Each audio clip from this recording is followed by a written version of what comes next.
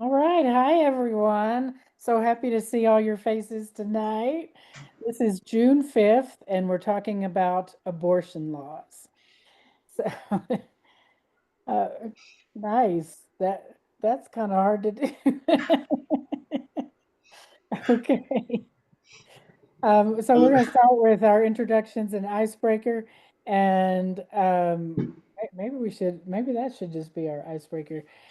Start with your name and a just the name you want to be called, and your pronouns, and something unusual that you can do physically, like like what Gregor just did. Like, and I'll just say this is one of the symptoms of hypermobility of how you can. Remember, it's a family show. Okay. Well, Gregor, since you started this, you want to go next? Yes, Kreger, he and they. And something physical that I can do is I can play drums using both hands and both feet and sing at the same time, Woo. like Phil Collins. That's crazy. Okay, Suzette. I'm Suzette. She, her, and I can do this.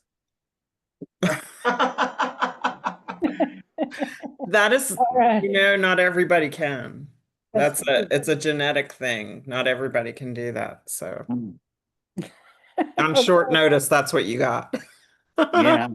Okay, Jared. Hi, my name is Jared. Pronouns are all of the above. And oh God. I can pinch with my toes. Yeah, I guess. That's Okay. yeah, sure. Because I got palsy, so I ain't got a lot of options, right? So I got like constraints, right? So best I can do. Okay. All right. Kim, I want to know if anybody can like wiggle their ears without touching them. No, I don't have a lot of talent. I mean, I could still do this with both hands pretty easy. I could pick up things with my toes and like transfer them to something else if I need to. If I don't feel like bending down, just grab it with the toes and bring it up to me. Ah, okay. Alec?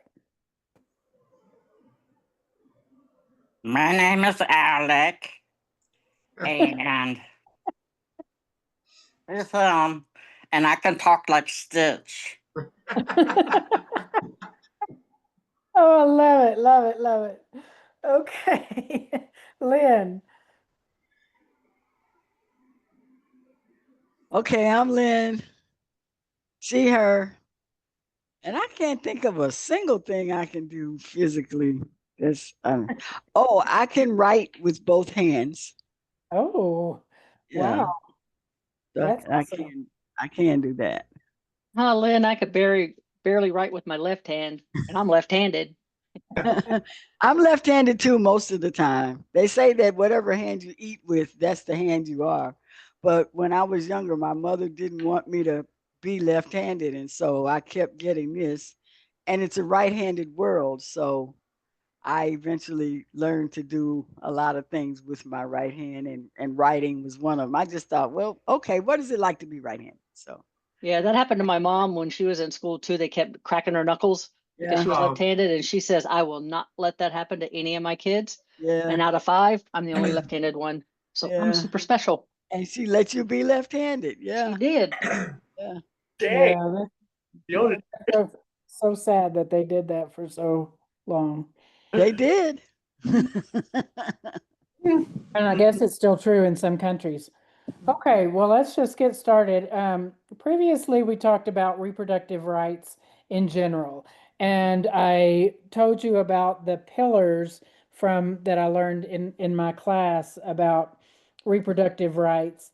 The number one, the right to have a child, um, which has been denied with things like forced sterilization, restrictions on IVF related to marital status or race, or of course, how much money you have, all those kind of things. Also, the right not to have a child, which doesn't only include abortion, but also contraception and the access to contraception, access to health care.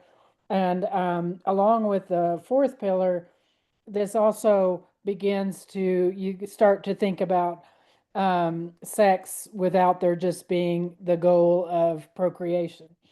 The third pillar is the right to parent the children you have in health and safety.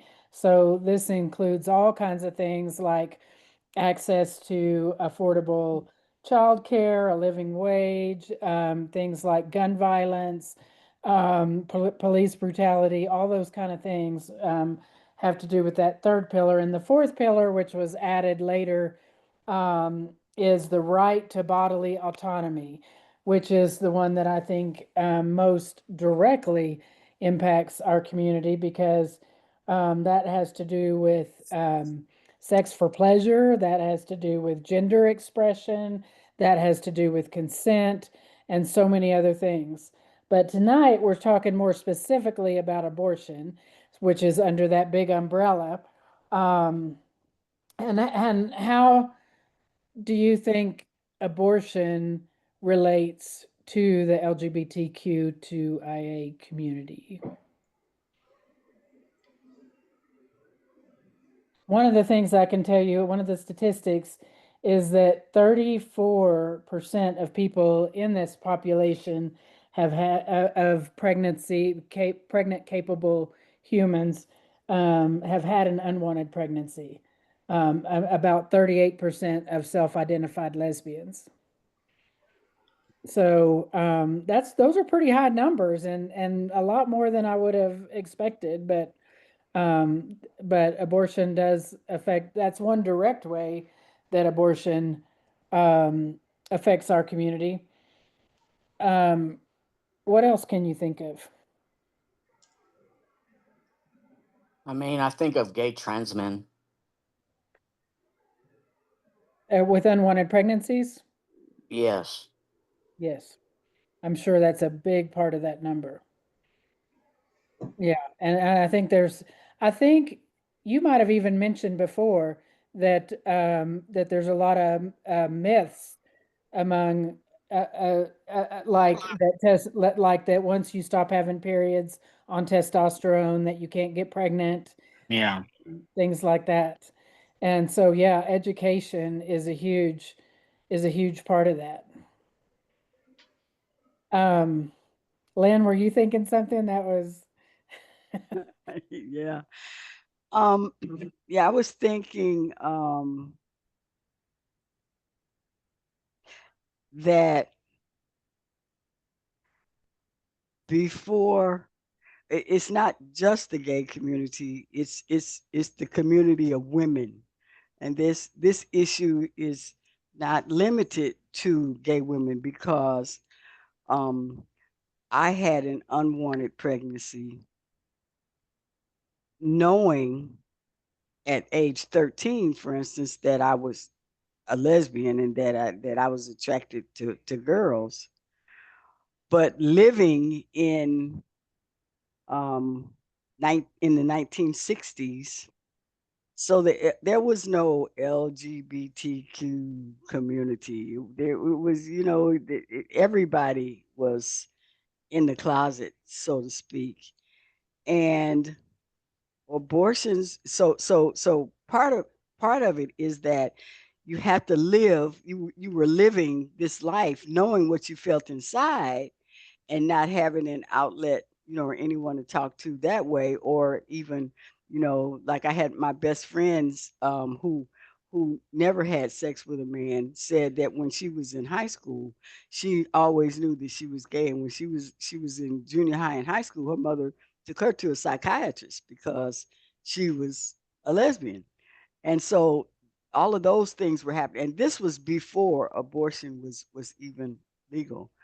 So I was thinking how it does affect the gay community, but before it was legal, it affected all women, you know, uh, and all men, because I knew women who were pregnant and and didn't want to be, but their boyfriends or the father wanted them to be. And so I was just thinking how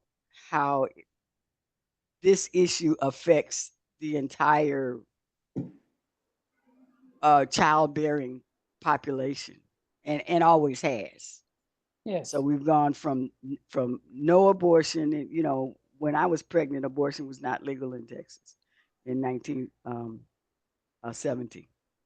Abortion was not Right. legal in Texas, and so and I didn't know where abortion was legal, and how to find out about abortion being legal. And I was clearly, I don't, this is an unwanted pregnancy. Not that I don't love my son, but it was an unwanted, unplanned. Let's not say unwanted, because when the baby gets here, you kind of don't want to say you don't want it, but unplanned, I think, is a better way to put it. Unplanned pregnancy, because obviously teenagers have sex, and so that's the other issue. It's just a ball of wax, I think, and I It think really is. and that it doesn't limit itself to one group of in the culture. Right. And I think what affects one affects all. Sure. So, Jared. So, I like to, as a male, I have to like own the obvious differences that come with my experiences, right? But I also have, as a gay male, right, I have to actually also own the intersections of these experiences. So I can say that as someone who's experienced a sexual assault, right, like like I didn't have the unfortunate I have the unfortunate privilege of not experiencing pregnancies due to these things, right? And so like that's a great thing. However, often nothing happened, just kind of like what Carol and Lynn said, right? Like nothing really happens in a vacuum, right? So it's sort of like what I see in high control groups, cults. Oftentimes we have this thing where sex control, clothing control, and just the actual anything around any sort of biological function control, like when you can go to the bathroom, right, are tools to often get people to feel more controlled, right? To obey more rules, right? Like all these rules that exist, like you can't do this, you can't do that, like you can't get abortion, right? Or maybe you can't wear your skirt this length, right? Or maybe you have to your underoos have to look like this, right?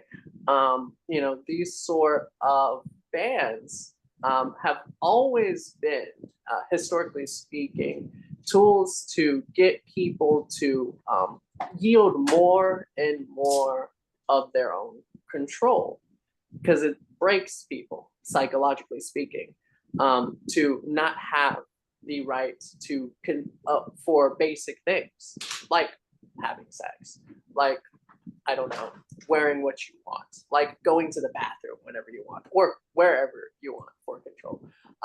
And so it's kind of like I see it, in a lot of clients that really do escape these trafficking situations, these high control cults, right?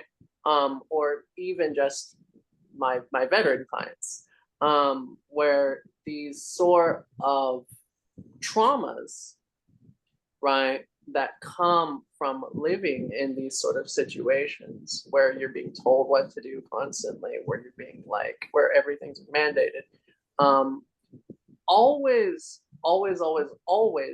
the trend always seems to point towards reproductive control for some reason, right? Well, all see, yeah, and I wonder, let me just see how, one, the way you could say it is that to control a person's sex, their right to have consensual sex, or to control their gender, or their ability to reproduce, is it, I mean, to control their sex is to control their body.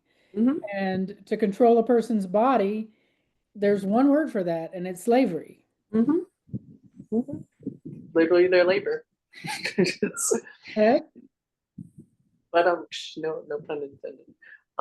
And I say all that because it's like it is sort of like the foot in the door for the breaking away of our gender affirming cares.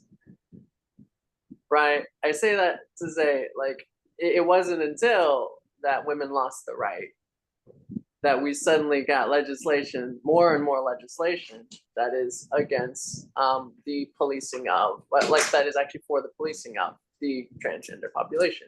Suspicious, right? Like, Yes, I think it is very much connected. how one goes and then another goes and then another goes, right? Like it's weird. And it happens systematically in other countries too. Like they focus on the small thing, they use that small thing to create a bigger problem, right? Well, let's talk about how some of this came about. And you said, like, when we lost the right, but I don't know, the laws are a little bit, they're just complicated the way that they've gone, and so is the Christian response. But I hope that in our community, I hope that we can be a voice for progress and reason and freedom. And anyway, but historically, well, let's go way back. Um, Abortion is not mentioned in the Bible, even though abortion has been around since way before biblical times.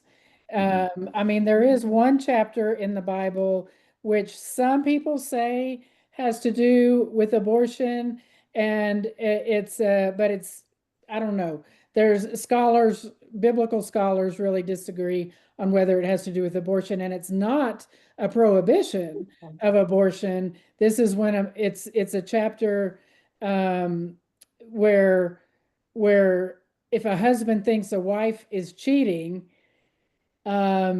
she can be brought before the priest, and then like this altar dust put in water or something, and like if she's really guilty, then supposedly the language is weird. It's like makes her insides fall out, which some people think refers to an abortion or prolapse or infertility or whatever.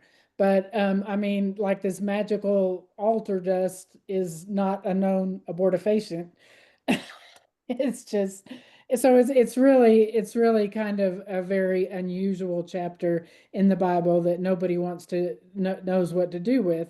But I think that led to some of the Jewish openness toward toward abortion. I mean, it was almost like it was being proscribed as a punishment, not as not as something that we're saying, you know, you don't do this.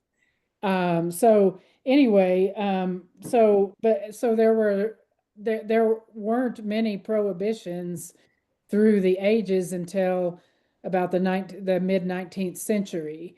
And then a lot of like the US and a lot of European countries started creating laws to make abortion illegal.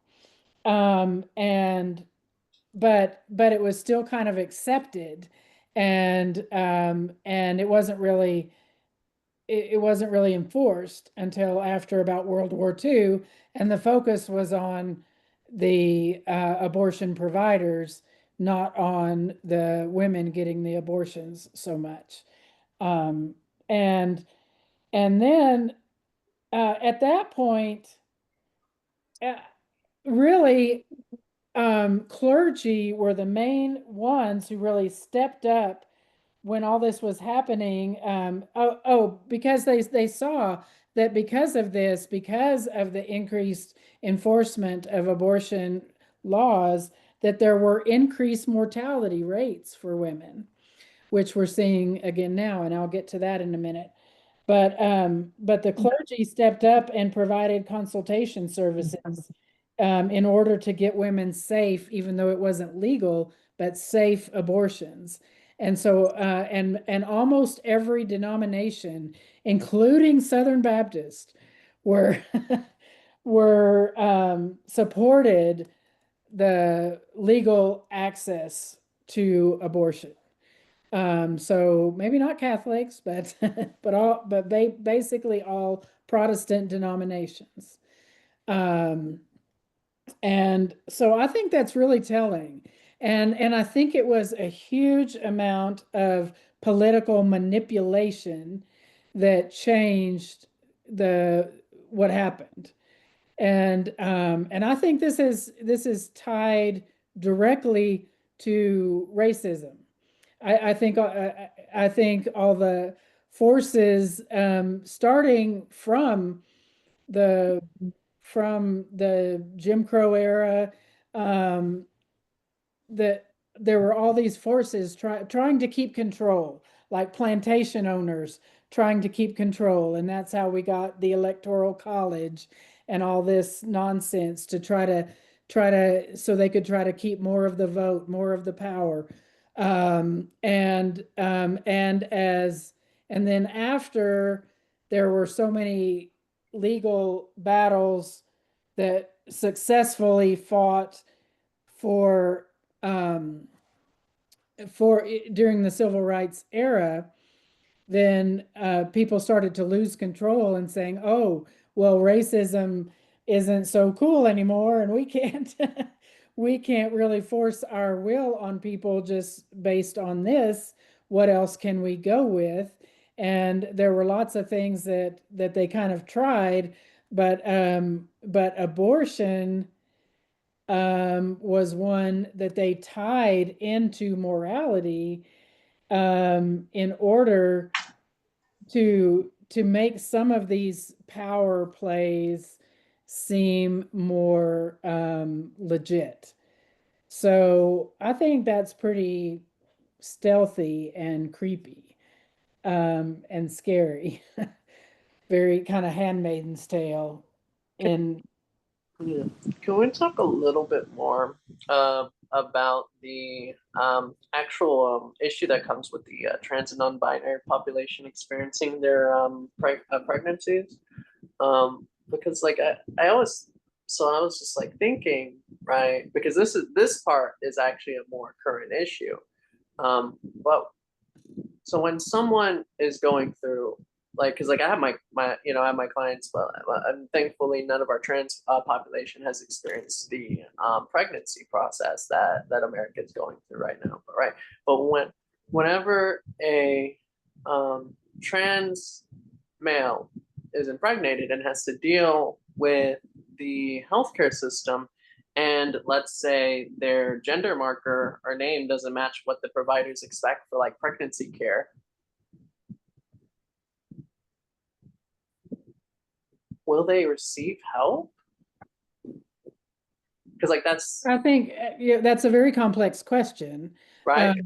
But yeah, I think Rule. just having been involved, just as a gynecologist,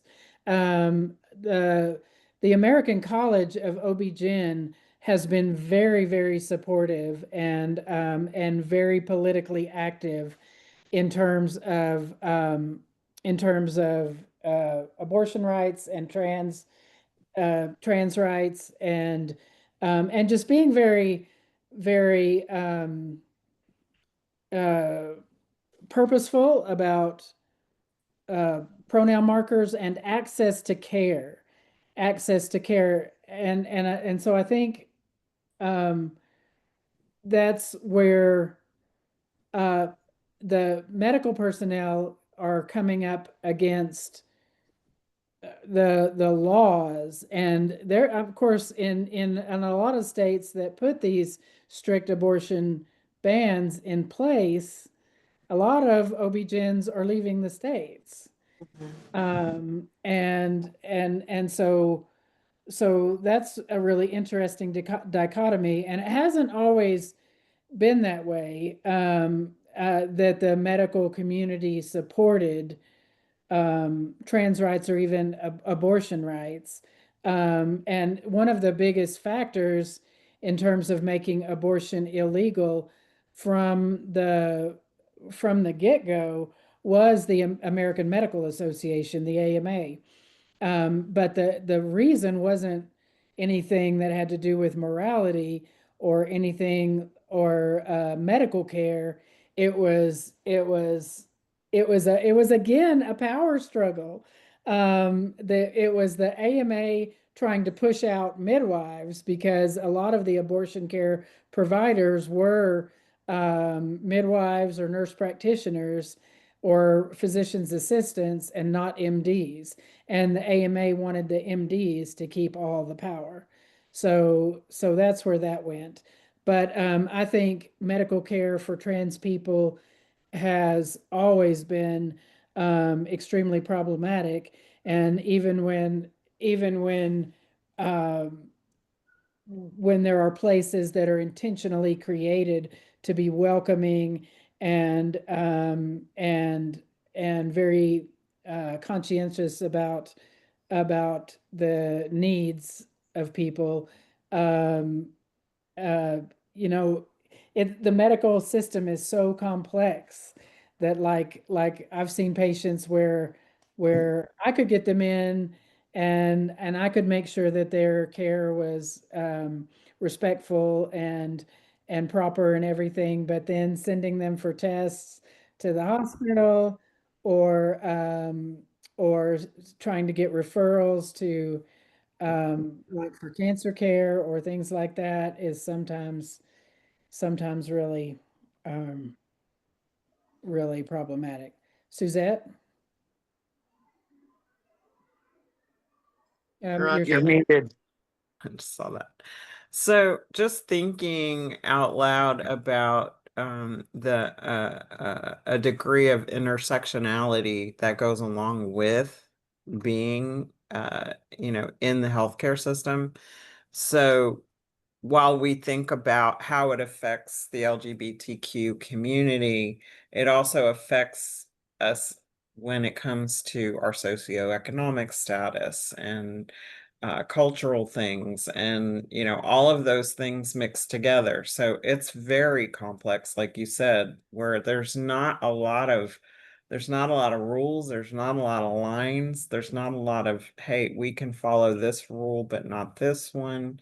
So it is horribly complex. And what's happening now is they're just unraveling whatever progress we've made, to date with, the agenda of a political system. So it's unfortunate. And it just makes me think about people who don't even have the right kind of care to begin with. So whether, you know, that affects even the transgender or LGBTQ community as far as getting the right kind of care. So do you even have access to that choice? exactly. I think that's a very good point. Yeah. And I want to bring in some after we go through the people with their hands up, then I want to make sure we have some time to talk about the effects of some of these really strict abortion bans on things like maternal mortality and things like that, and also cases like the woman in Georgia who's on life support, and just things like miscarriage as well, um, and just things like medical care in general. So all of that is is tied in together very much so, and the intersectionality is important to remember. Alec? In my experience, getting care is complicated, especially when it comes to OBGYN care. It took me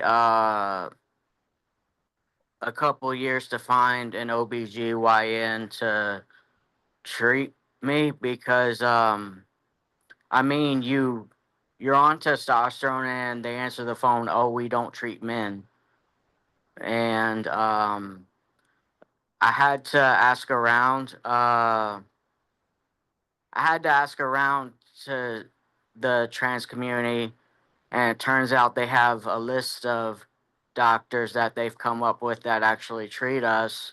Otherwise, I probably wouldn't have been able to get a pap smear or a hysterectomy. Yes. Yes, and I tried to stay on that list, but yes, when I lived in Amarillo, I was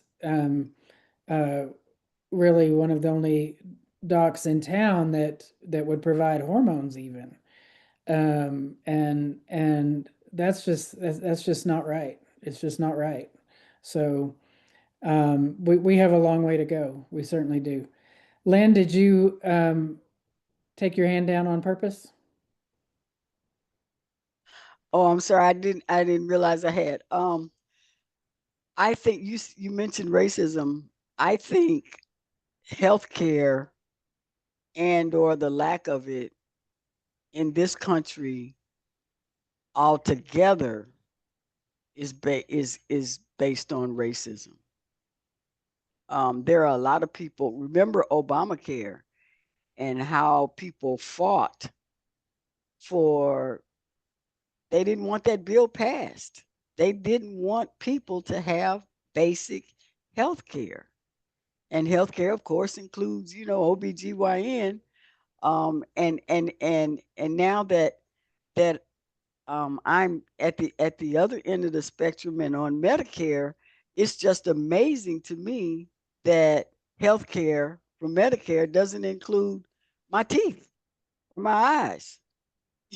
So I mean, how can you say, okay, well, yeah, we're going to give you health care, but if you want to go to the dentist, that's extra, or you need dentures, that's extra, or you need glasses, okay, well, that's extra. You get to pay for that. So, and the whole idea around healthcare is I think racist. I think it stems from the fact, for instance, in when there were enslaved people in this country, the plantation owners wanted the enslaved to have lots of babies, because that they were property.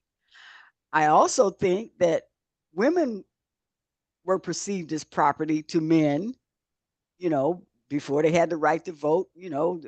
Women couldn't do a lot of things that they now have the opportunity to do. So yeah, racism and sexism. Yes. And Yes, enslaved people couldn't marry. yeah, could not marry. And then um you had during the 60s, when with the whole welfare thing, um if the husband or the father of the children, because typically this single parent household came of age, in the 60s and 70s, um, if the father lived there, it was a no-no. So healthcare is complicated and I think simple. And then we're probably the only country where insurance companies actually make a profit on people being sick or people Yes. needing health care. Yeah. So, and that Well, includes that's a good point too. abortion. So it's Yes, I think more maternal mortality is one of the key places where we really see that highlighted, and a lot of that data is being erased yes. now. But maternal mortality the U.S. has the worst levels of maternal mortality of any developed country, and some states are a lot worse than others. And it's terrible for Black And women as well. and Yeah. yes, and the maternal mortality rate for Black women is I think 53% higher Yes. for Black women for Black um, uh, reproductive capable human beings than than any other population. And that is regardless of socioeconomic status, insurance, anything, education, stardom. I think we saw that with the Williams sisters, and it's just it's horrendous. And so let's talk a little more specifically about abortion laws and how that has affected things like maternal mortality. Now, just to go back and give you a little reminder, Roe v. Wade was not a complete victory for abortion access. I mean, it gave like federal protections for abortion access, but it still kept the government in the middle of people's business. And it didn't completely give all the freedoms that we needed, but it was it was a huge step forward. And then Dobbs happened. That's when that's basically considered the reversal of Roe v. Wade, and that's when states were allowed to go back and make their own decisions. And there are some states who have passed laws for protections for access to abortion, and that's really that's important. That some states have gone that direction, and that's good. But there are a lot of states, particularly a lot of southern states, and that includes Texas, and of course Florida and Georgia, and Kentucky, places like that, that have created some very, very restrictive abortion bans. And what has that done to the maternal mortality? The American College of OB-GYNs is pushing this, but we're also seeing it now widespread in the media. New York Times had a big article about this, that not only maternal mortality has gone up in all of the states that have passed very restrictive abortion laws, but also infant mortality. And that has really increased. The number of births has increased too, as have the number of births of babies with chromosomal abnormalities, which, you can see that. But the very worst increase in terms of when you're just comparing state to state, the worst increase has been in Texas. Isn't that sad? I think that's really sad. Infant mortality increased by 9.4% when we were already so far behind in our country. But the infant mortality, the overall, in just looking at the states with restrictive abortion bans that went into effect right when they started this study right after Dobbs, the increase was increased by 6%, which is a lot when you're talking about deaths of babies. 6% is a lot, but if you just looked at non-Hispanic Black population, then it's 11%. 11%. That is criminal. That is just and I mean, that's something that can't be ignored. So I mean, what happens when you ban abortion is that you create just enormous inequalities of who can access abortion. It means that the people with money and means to get from state to state and those kind of things are the ones who get abortion. The number of abortions overall in this country has actually increased quite a bit since Dobbs. So it's not doing what they wanted it to do. So, so one of the there's been a lot of cases where miscarriages are being criminalized, but I want to talk about one other case. Oh, you look surprised about that, Jared. Terrible, because I'm like, my clients are gonna get charged while they do it their Yeah, best. I mean, they've done some crazy things. Like I can't remember which state it was. The woman who miscarried into a toilet, and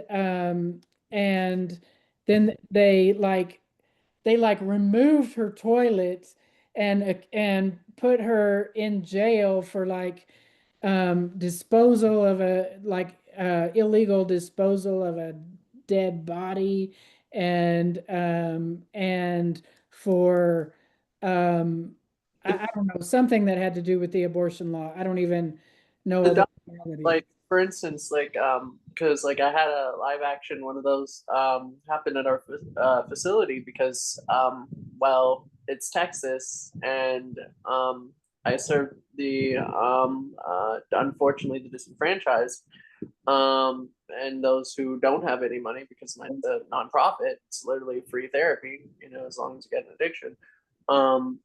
But I'm, you know, like the client, you know, like the client literally the doctors like sat back and said, we can't do anything about this. You're pregnant, right? And it's going to be a miscarriage and we can't do anything about it, right? And so we don't you know, we recommend you just sit, like this is literally what they told her.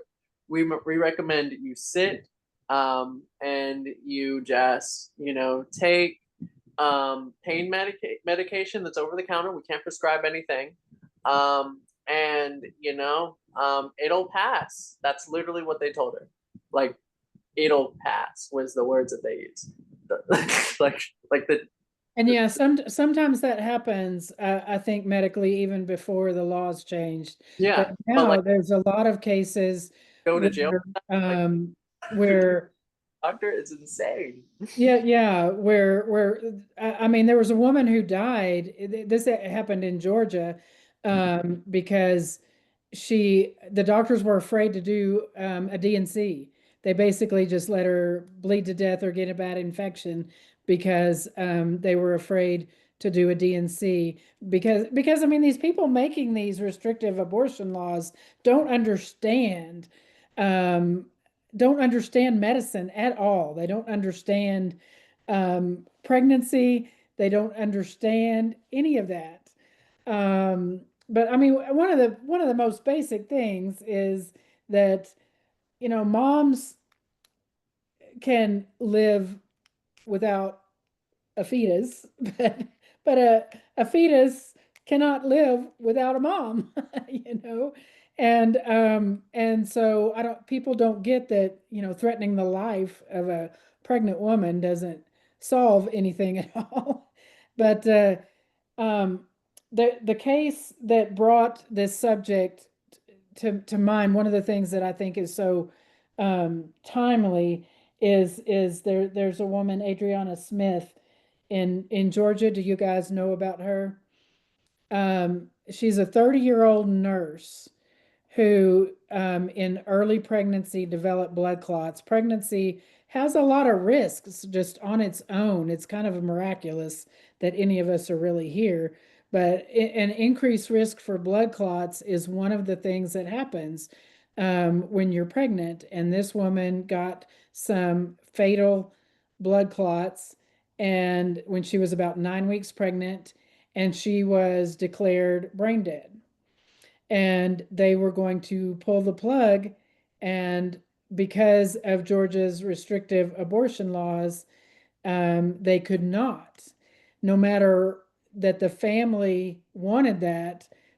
So she is still she is still on life support at the family's expense, um, waiting until the baby reaches an age of viability. Yeah, yeah, that is what is happening. And now the baby has developed hydrocephalus, and who knows with all of this that's going on. I mean that's obviously not a healthy pregnancy when mom's on life support. And and you know that it's just and the family is describing this as just torture.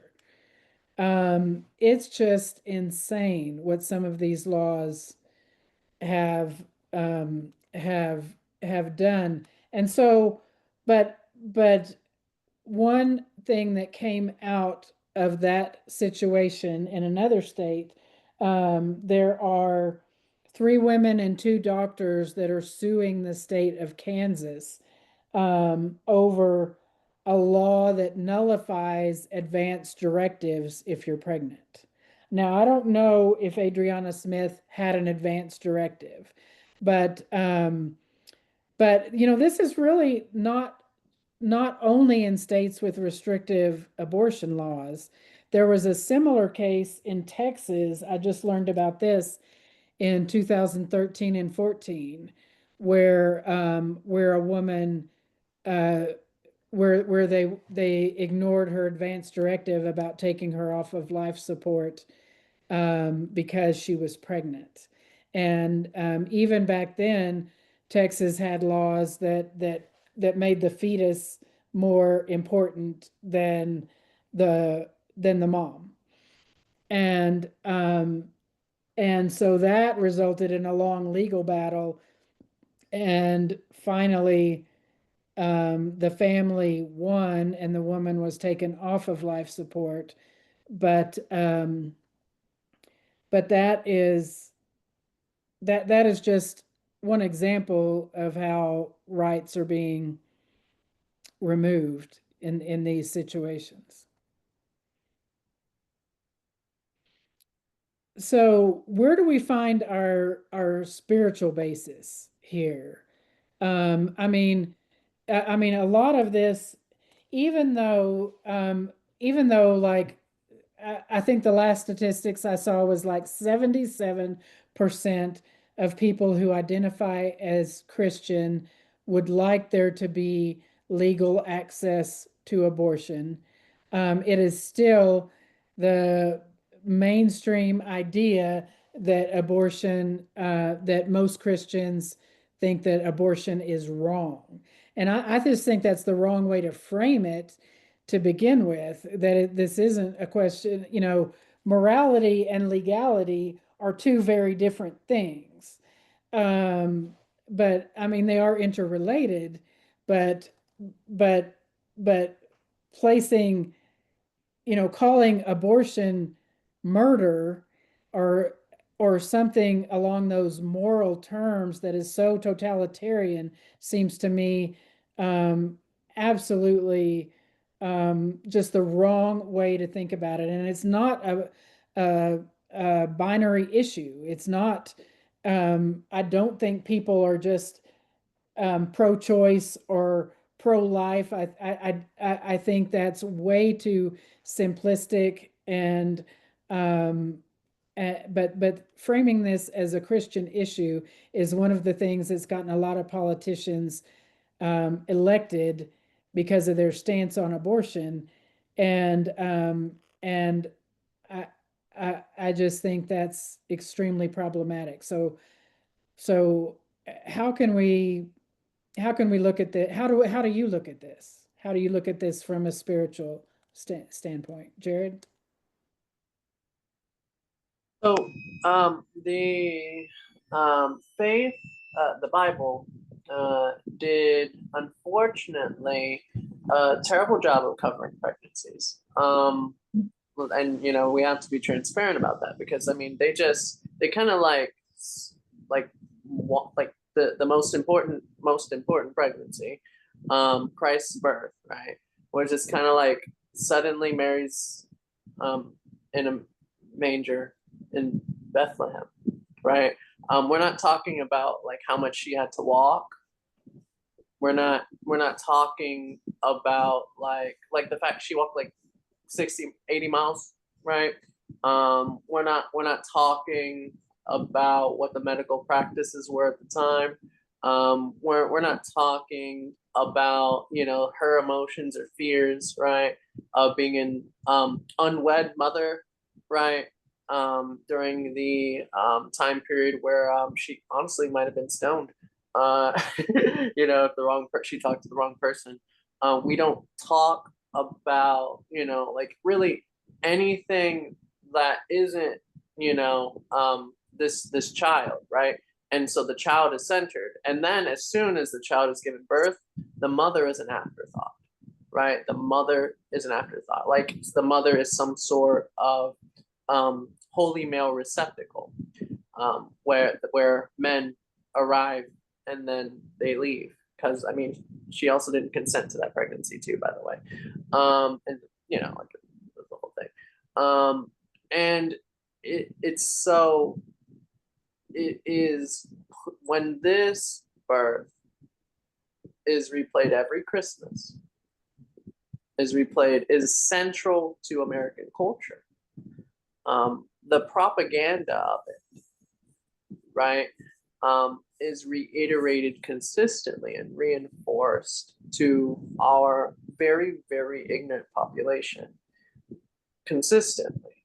And the ideas of women's suffering, of the cries of giving birth, of what Mary had to do, all the kicks and all the screams, right, being undersold in favor of Messiah baby and 3 dudes coming with some gifts, informs you, right, of how much deconstruction is necessary of the faith, right, of the faith as is, because it is as is currently being weaponized straight up, right? Like it is being used as a tool of oppression in a lot of spaces. And this is the most important part, there isn't a lot of space in the text, right, for you or really any of us, right, to say otherwise, right? That's the huge issue, actually, right? There's a lot of things that I can say is amazing about the Bible, right? It can be a force of liberation, right? You can unlock all your chakras if you need to, whatever you gotta do, but it's got your back, except for advocate for the rights of women and brown people. Like unless we talk about slavery, right? Is a hard document to use as a tool to fight fire with fire, right? Because that's the temptation that we all have, right? Well, there has to be something in this book that was heavily edited by oppressors and colonizers, right? That can somehow convince the abusers that don't actually care about the book, by the way, that women deserve to be seen and heard, and it's not really in there. You got to abuse some words, right? You got to abuse some like text. You got to abuse some like we're all created in God image. You got to use some grand statements, right, that don't specifically apply to this. It's hard. It is such Imago Dei, created in God's image. I think that's one of the key principles, and I think it's important to remember to read the Bible. First of all, you have to kind of understand the cultural context, including that it was written by men for men. Women weren't even, most women weren't even literate, and it wasn't considered worth educating women in the scriptures. But if we go back to we're all created in God's image, and if you really look at the Bible through the image, through the lens of love, and maybe with a feminist lens, maybe with a little bit of a queer lens, then you start seeing the underbelly of who is elevated there, and who and the marginalized people who are lifted up. Mary was certainly a marginalized person, and you mentioned a lot of the things that she went through, but that also includes just the marriage practices of the time of teenagers expected to marry whoever their parents picked, and he's usually a much older man. And this picture in the Bible of Joseph being so gracious as to say, yes, I'll accept you, I won't let you be stoned. who knows? There may have been other myths, other pregnancies before this that where the guy didn't say that and the woman was stoned and we never heard about her, and maybe there was somebody before Mary.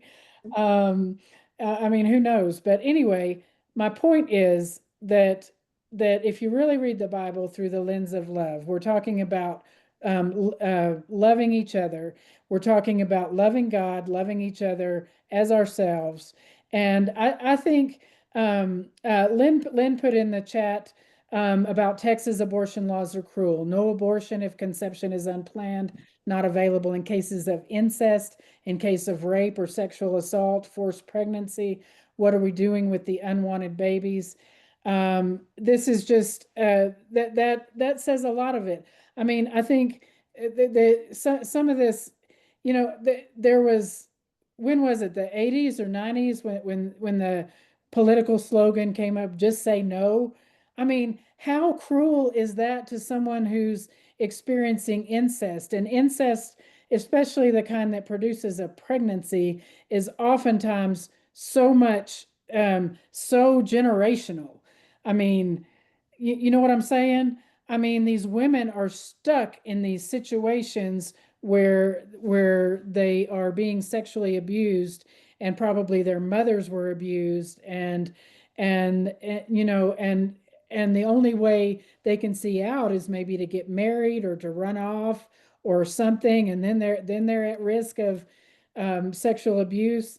And yeah, and we could talk again about about transmasculine populations where it is so hard sometimes for people to get jobs that they end up they end up selling their bodies basically, and then having unwanted pregnancies, and and it's just a never ending cycle. And so if you can look at another human being with just an ounce of compassion, if you can get out of your own situation where maybe you were able to say no or whatever, or maybe you couldn't for emotional or whatever reasons, or maybe you just didn't, because that was, I mean, the 60s were the times of free love.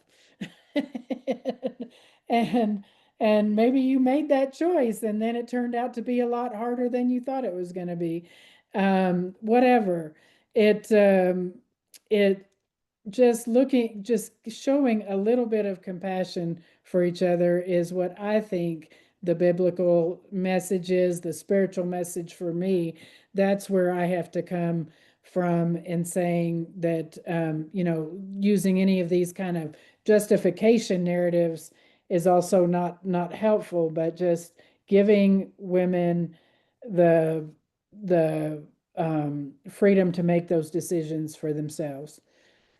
Jared, we're over time a little bit, so Oh, okay. I'm sorry I talked so long. So Yeah, it's really hard to do that, right? Like, because you still have to deal with the people, right? Because if you're relying on an interpretation, right, in the spirit of love, it's hard whenever you're dealing with someone who only reads the word of the law, right? That was Jesus's whole thing.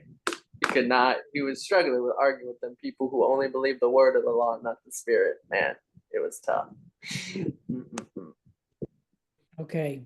Well, Kreger is usually the one who prays us out, but he had to leave. So um do we Suzette has been gracious to do this in the past. If nobody okay. Holy God, you know everything that we face as human beings, and we look at these topics every week with discernment, with love in our hearts, with faith in our minds, and we want to take what you can give us with these lessons that we learn from each other and use them to better the lives of each and every one of us. So, with kindness and compassion, let us look at our brothers and sisters who are faced with hard decisions, the hard decisions of abortion, of not having an abortion when an abortion is wanted or needed. So, Lord, we take this to you, we bring it to you, and we ask for your enlightenment as we go forward in our walk through this life until we ourselves are confident that we are doing your will. In Jesus' name, I pray. Amen. Amen. Amen. You all Carol? see. Yes. Carol, I'll probably not be here next week. I'll be in Virginia Beach. And I'll be in a place where I really can't talk on these topics and stuff. So I just